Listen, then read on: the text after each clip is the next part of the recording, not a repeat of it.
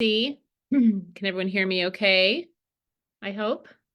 All right, it's great to be here. And I want to just see, I've got my phone over here so I can check out any comments. So somebody give me a thumbs up that I can be heard. And then, yes, thank you, LaDonna.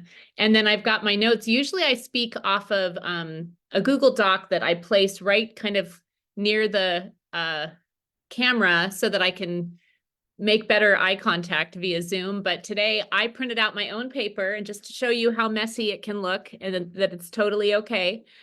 This is what I'm going off of. Okay, so feel free to print it out, or you can just follow along with the 7 questions that I mention. And I want to encourage, some of us are more visual or less linear. So if you want to flip it over to the back and do a mind map, you're welcome to do that as well. And you're not going to get it all done in this, 20 minutes that I have with you. So just give yourself grace, write down words that come to mind, phrases that come to mind, and you can always follow up with it later. So no pressure on the timing of it. I'm just trying to get the information out, but you have plenty of time to process it. So yes, when Stacy asked, I'm taking over for someone who's at the last minute couldn't do the call today.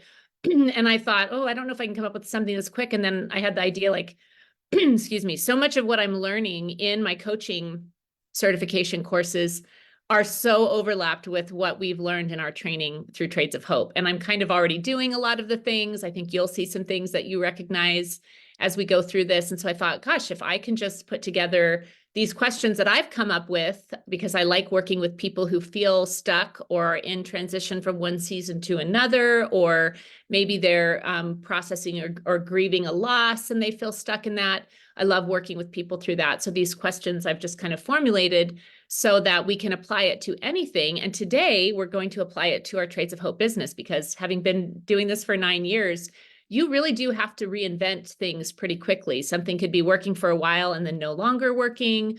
You have to continue to motivate yourself. And so you might feel in a stuck place. And my hope is that we can help unstick that today so that you can be a better advocate for our artisan partners. So obviously these questions can be used for something else, but I thought of, when I was explaining to Susan what I was doing, I don't know if you guys have ever played that game where if you eat out at a Chinese restaurant, you open the cookies and you read the fortune, and to either make it funnier, you add "in the bathroom" at the end, or to make it a little R-rated, you add "in the bedroom" at the end. Like, you're going to meet someone new in the bathroom. Ha, ha, ha. So anyway, we're going to do that with "in your Trades of Hope business" at the end of every question, so that we can really get to the bottom of what feels stuck and how we can move out of that place. So are you with me? Are we good? Okay, so let's start with that first one. And again, just take your time to follow where the questions lead. There's not like a right answer or something, but the first question is, for those of you writing it down, what truth is most important? We're going to start with this foundation of truth. And that can go a few different directions, right? Your truth could be your why. And it's always good to revisit, why did you join Trades of Hope in the first place? What drew you to this? And I always like to share with people that I was in a place as a young mom, my youngest was 2, that I needed more income for our family. My husband's a teacher, and we have 4 kids. So you can do the math on that. And so I had been praying about that. Like, what can I do, even though I'm home homeschooling my kids, what could I do to earn some income? But then I also had this kind of conviction that, man, now that I'm a mom and I see what it takes to be a mom, and I have all these resources and opportunities around me, but I know that moms globally do not have what I have. And I want to use my opportunity to create opportunity for others. Lord, show me how to do that. How can I serve in that way? I didn't know that those, what I thought were separate prayer requests, would be answered by the same answer, which is Trades of Hope, to be able to earn income, making the world a better place for moms and families. It was just like, I was so blown away that could be answered by the same thing. So that's my why. And I constantly remind myself, maybe you can write it and put it up in your office space, but your why could be that foundational truth, right? And there could be a couple truths. I don't like when people say, what's your favorite fill in the blank? Because I have such a hard time picking favorites. So if you have 2 or 3 truths, go for it, put that in. Your truth could be that if you are a person of faith, God has called you to this. And that's just a truth we can't kind of wiggle out of, right? I've been called. I remember how he spoke to me when I first learned about Trades of Hope, or, so maybe that's a truth that as we go through these other questions, you kind of can't get rid of, because it's foundational to your business, to this mission. Maybe you're a justice person, and the truth is, this is the easiest way to make the world a better place by creating justice for others, right? We can't all move across the world and start an organization, but this is one of the easiest ways where it's already been started for us, and we get to just kind of get right into it. And we don't have to do all the foundational work that our founders did to start this. And maybe that's the truth. I'm a justice person.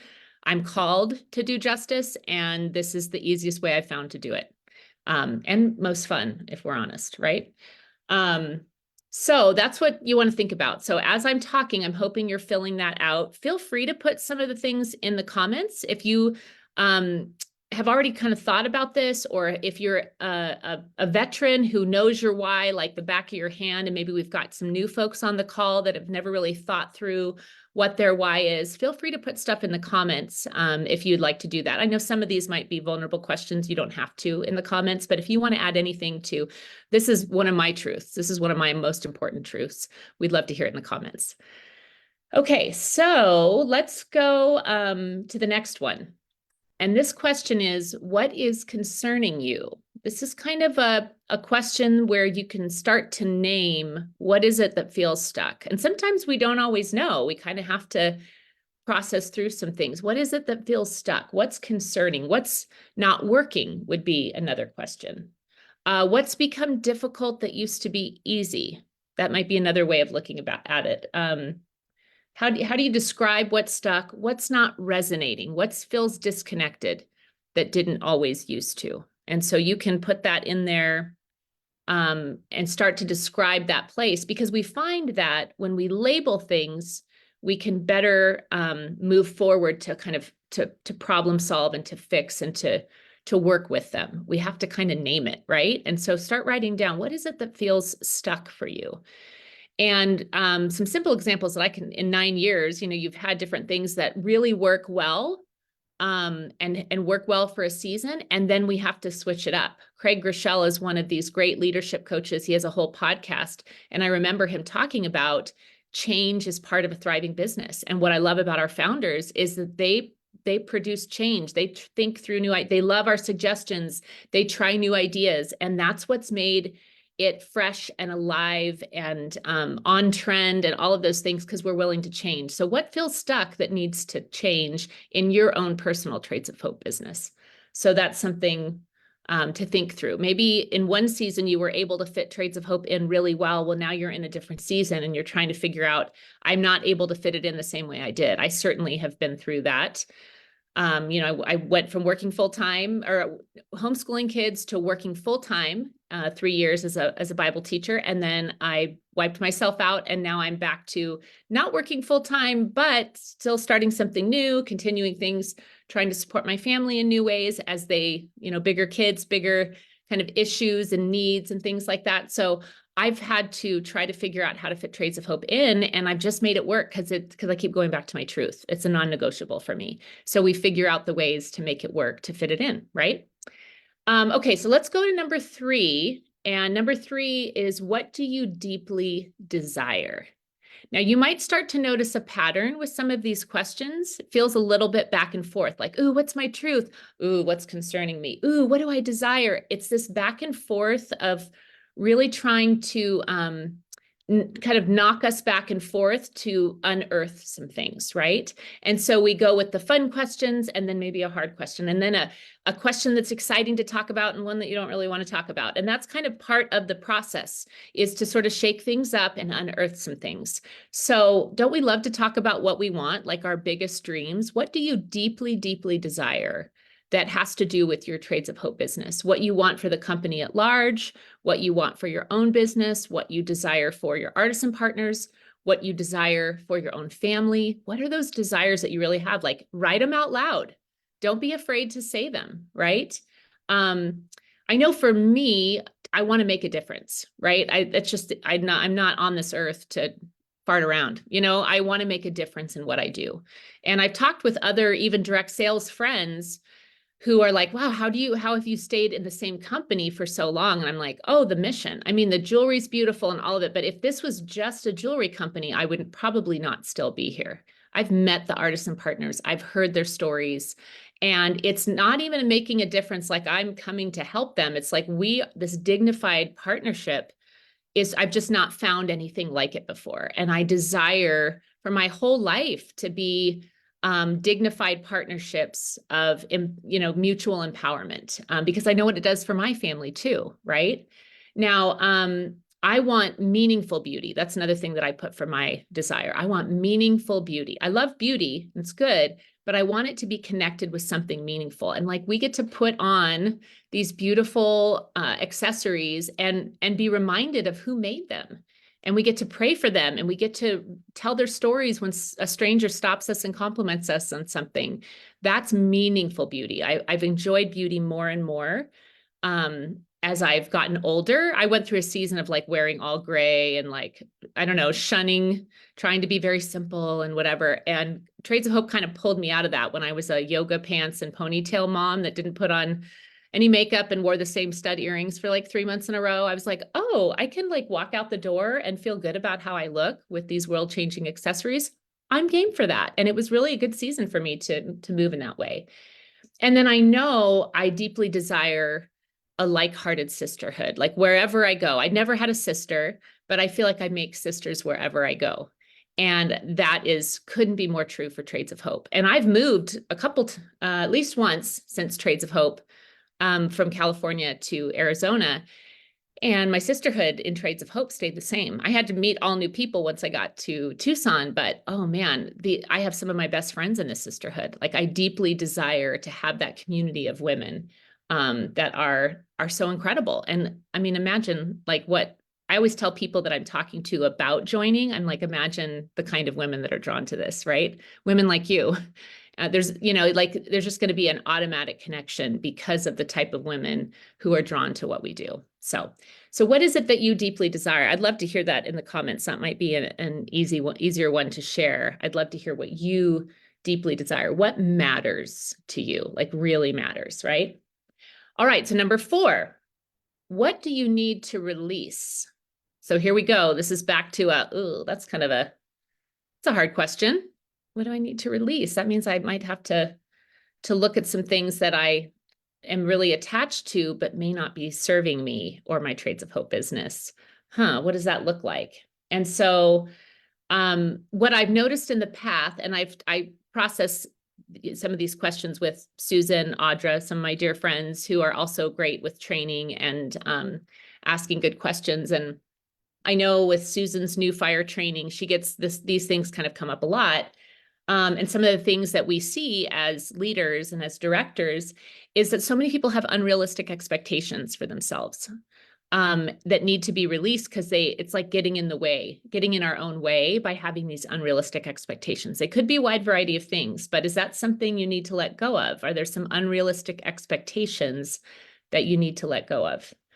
Another thing is comparisons. Now, I'm really grateful that our sisterhood is not a competitive one. As you heard, we're doing, across the team and the groups, we're doing, director calls and, we share all of our resources. This is not a competitive sisterhood or a step on somebody to get to the next rank kind of sisterhood. So we're very collaborative and I love that. But we can still have those sayings in the back of our head like, oh, well, we're not like so-and-so, or we can't do it as well as this person, or that kind of a thing. And we know that comparison is the thief of joy. And we know as women that's something we struggle with. Is this like a call to you letting go of those comparisons so you can walk out your Trades of Hope business so much more freely? I think it's something we can all work on, right? And then worrying about what other people think. I don't think other people think about us as much as we think they do, but we do sometimes worry. Oh, maybe they think this of me because of that, or, I know that can be really hard when you're asking, right? When you're inviting people to join, you're inviting people to host, and you get a no, or you get, questions that are hard to answer or whatever. Sometimes you worry, oh, I don't want to come across as pushy, or I don't want to. And there's lots of trainings on those things to get rid of that mindset, right? And have more of a growth mindset. less easily feeling of rejection, those kinds of things. Maybe that's what you need to let go of, is that negative perspective that sometimes we can have when we're doing a good work, right? And when we sell whatever we love, everybody does, right? And so we should be really proud of what we're selling. We're selling empowerment, right? We're selling beauty with meaning. We're selling the end to poverty and human trafficking and healing and hope and justice. So we shouldn't have to worry about what people think. And we shouldn't have to compare when it's a collaborative effort. And we shouldn't have to have a negative perspective if we come across the occasional person who, for whatever reason, is triggered by something that we do, right? And so what is it that you need to release? What do you need to let go of? Let it go is coming to mind, but I will not sing it for you. Okay. Number 5, bless and release. Yes, I love that, Sally. So true. Such a great phrase. Okay, so number 5, what are you avoiding that you need to face? So this is kind of the other side of the coin. There are things we need to face and let go of, and there are things that we are avoiding that we actually probably need to bring front and center. And maybe even admitting that you're stuck is the thing you've been avoiding. The fact that you're on this call or listening to the replay. Be willing to face those questions, those concerns, right? Have a willingness to kind of face what feels uncomfortable. Maybe you're too hard on yourself, right? And you need to face that and then deal with it, right? Maybe you tend to be overly sensitive with some of the things that come your way, and it kind of you're getting in your own way. Or maybe kind of on the other end, and we see this all the time, maybe you work less than you think you do. We hear all the time, oh, I'm having such a hard time booking parties, or man, my sales this month compared to last year at this time are so different, nobody's buying. We start to say those things when actually, and Susan is so good about this, I've started doing it because of what she talks about, is I don't think we're inviting as many people to host as we think we are. It feels like it a lot, but if you actually do the numbers, we can't really rely on our feelings. We can just kind of see the numbers. And we're still at usually 1 out of 10, 1 out of 15 say yes to what we're doing, but sometimes it takes a while, or sometimes we need to get to 20 and then we have 2 yeses or whatever it is. But we've been playing the numbers long enough, that we recognize, like, it's true, it really does average out. But if you get in your head that nobody's hosting or nobody's buying, that's a business killer. And so are you doing that to yourself? And you kind of need to face that and recognize that that's not a fruitful way to run your business. That could be it too. And then do we give up too easily? Right? Is that something that we do? We give up too easily. And maybe you're even seeing some of these unhealthy patterns in other parts of your life, and they've come into Trades of Hope as well, and that's something that is worth looking at and facing face to face with is, am I seeing some of these lies that I tell myself, not just in my Trades of Hope business, but in other places? Oftentimes those things can be patterns in our lives that we need to stop avoiding and face. So what is it that you're avoiding that you need to face in your Trades of Hope business? All right, we're back to a more fun one, okay? I don't want to lose any of you. Those were two hard ones in a row. But number 6, where are you growing in understanding and empathy? Now, I kind of look at these in 2 different ways. You could even draw a line down the middle of that, because it's now a longer kind of question that takes through the whole page. And understanding, I think, of where have you grown in knowledge and wisdom? And then empathy, you could say, where are you growing emotionally and spiritually, right? These different kind of facets of ourselves. And so those things are worth celebrating. Those things are worth writing down. Those things can kind of overwhelm and become bigger than the hard things if we're willing to acknowledge them and ask those questions and write them down. So what I put for some of mine that I've experienced is, if you were on that artisan call with the women from India during International Women's Day, I felt like I was being taught. I was like, they have such a perspective to come from. They are so jazzed about what they know is true, that this has changed their lives, and they will tell anyone who wants to hear. And I felt like I got a new layer, a new perspective on what we do and this partnership that we have and how it literally is making a difference in the lives of women and their families on the other side of the world. And so that's why these artisan partner calls are so good, because it brings new layers of understanding, of empathy. You just have a new kind of shot in the arm of like, oh yeah, that's why we do what we do. And I need that continual new info to keep me going, right?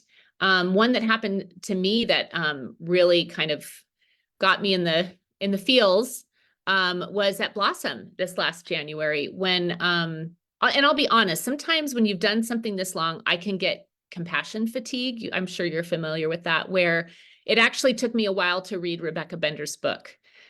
Because I knew generally what was coming and that it was going to be hard. And so I just was not in a place emotionally where I was ready to hear all those stories about how abused she had been and all of that. And sometimes we just need to take a break from that. But then I got to a place where I felt like it was time, and it was good. It was good for me to read it. I actually listened to it on Audible because I wanted to hear her voice, and I was in a better place to be able to take it. So sometimes we can't just take it all in, right? Sometimes we can just feel jarred by things, by the hard things. But there was something that got me at Blossom, and it was when Shelley was talking about one of her artisan partners who is a friend of hers. I mean, she's been there since the beginning. She has 5 kids. And this year, she had to decide which ones she was going to educate and which ones were not going to get to go to school. And I just wept. I was like, it was just a new way of looking at the hardships that they have to deal with that we don't. Gretchen was sitting next to me and she was like, I was just kind of silent for the rest of the time. And then I just start weeping. And so she just kind of puts her hand on my leg, like, oh, something got her, But just the thought of like, I have 4 kids, and we work hard to send them actually to a classical Christian school here, a private school. Those things cost money and investment, but even if we don't have that, we have free public education for our kids. We can homeschool. We have all these options. And I just could not imagine having to look in my kids' faces and decide which ones need an education, which ones get it and which ones don't. And what those who don't, what are their options? I just couldn't fathom that as a mother. It just broke my heart, which is why we need to keep selling more Haiti bracelets and keep praying for them and the situation that they've got going on over there. They just are up against so much. And yet Shelley's still posting regularly all these beautiful smiling pictures. They're just grateful for every day of work that they have. And so that just kind of gave me a new level of empathy that I just needed it from a different perspective and a different point of view. And that just keeps me going. So share your stories below that have kept you going in seasons of feeling stuck. Another one that Susan actually mentioned to me that I thought was so good. She's finding with the women who are signing up for her new fire intensive training that she's shocked that she has to remind these women that they're leaders. They don't see themselves as leaders. And I'm not going to name any names, but I bet I know who she's talking about. People we see as leaders, that the leadership sees as leaders that don't see themselves as leaders. Is that something you need to grow in understanding of about yourself? That you have to admit, like, I'm actually a leader in this company. I show up consistently. Doesn't mean you have to be a top seller every time or top sponsor every time, but if you're showing up consistently, if you're bringing encouragement to other people, if you're giving feedback and selling products, and you're a leader in the company. And we want to develop more leaders. This company needs more leaders. And part of what you might need to admit is, oh, I'm coming to more of an understanding that I'm a leader in this company. I'm needed, I'm valued, I'm wanted. And sometimes, again, when we put the label on that, it's like, oh, all right, so, okay, this actually helps empower me to run my business better. So, okay, we'll get to the final one, and that is, what are your deepest hopes and joys? You can probably divide that one in half too, put hopes on one side, joys on the other. I'll be quick about this because it might be running out of time, but I know for me, you can get into the hopes part of it, that the artisans sharing their hope, it gives me hope. And it's like this circular thing. I want more hope for them. So my hope is more hope for them. And then also I need more for my family. I remember being told that I was a leader my first or second conference, maybe, that I was here. And I didn't know, I didn't really think too much about it. I didn't think too much about building a team. But then once I realized, well, I do need a certain monthly income, I was able to meet that goal. That was a hope. And those hopes can continue to be goals that you set for what your family needs, right? Not just the Artisan Partners families, but your own families. My hope for this company is that we grow with ease, that we grow exponentially, that we have women who are attracted to us, who we invite and say yes without even having to hem and haw or think about it. I hope for our company that we grow exponentially with women who want to join this movement with us. And then some of the joys, again, the sisterhood is one of my greatest joys. I can't say enough about it. I probably shouldn't say this, but I know a lot of direct sales companies talk about sisterhood, but there's something deeper when the sisterhood has to do with a mission. Like, we're daily on mission. We are part of a movement. This is not just we give 10% to that cause over there. Like, we are part of a daily, weekly, monthly, annual movement of making the world a better place. And that just naturally draws a sisterhood of women that just go deep and experience hope and joy together. So, all right. So the wrap-up process that you can do after we get off the call is processing any soul shifts or any kind of values that you find were incongruent. Hopefully a lot of the positives, if you allow yourself to really kind of get into those questions, should outweigh some of the negatives, right? Or kind of overwhelm some of the negatives. But this is just the beginning, right? This is almost like we're tilling the soil. We're moving it around because it's maybe hard packed. I live in the desert of Arizona, and you just don't like dig a hole and drop a seed and hope that something's going to grow, unless it's weeds, for crying out loud. And the cacti have their own way of propagating and all of that. But if you want to grow something, like we have lemon trees, we can grow citrus here. But when we first moved to this house and we inherited this citrus tree, it grew like a lemon and a half a year, it felt like. And my husband for 2 years, not just with the tilling of the soil, but has been putting in nutrients that are specific for citrus trees in the desert. And this year we have lemons coming out of our eyeballs. So if you want to drop any lemon recipes in the chat, I feel like we've made so many lemon things and we still have more lemons. So, but you've got to not just till the soil and then leave it there. You need to amend the soil. You need to put the nutrients in. You need to plant the seeds. You need, there's more work to do after kind of digging up and unearthing all of these good questions of what's going on in you, why you're stuck, and what you can do about it. So if you want to, you're welcome to reach out to me, privately, if you want someone to kind of process through this, because it can really be helpful to kind of unstick the stuck by having another person that you can kind of mirror back and forth in that. Yeah, we're part of a beautiful movement, but even in beautiful movements, things can get stuck. And sometimes there's just little shifts that can be made, whether it's how you do parties differently. I know there's a movement now. The Facebook group parties really, or the messenger group parties really saved us over COVID. But if they're feeling like they're not working, I know Shelby, BC, and lots of other people are moving to home parties. And boy, if you haven't done a home party, if you joined us post-COVID, home parties can be that thing that unsticks you, right? It could just be this little tweak in your business where you decide to do something different. I think Karen Moretti is experiencing that now.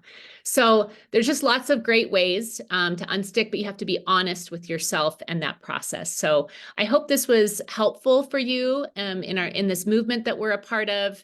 So grateful to be in this sisterhood with you guys. I'm so thankful for the home team and the founders and the Artisan Partners and this beautiful sisterhood that we have that maybe we can only sell in the United States, Stacy, but we are a global sisterhood, and I'm really thankful to be a part of it. So I hope this was helpful and love you all.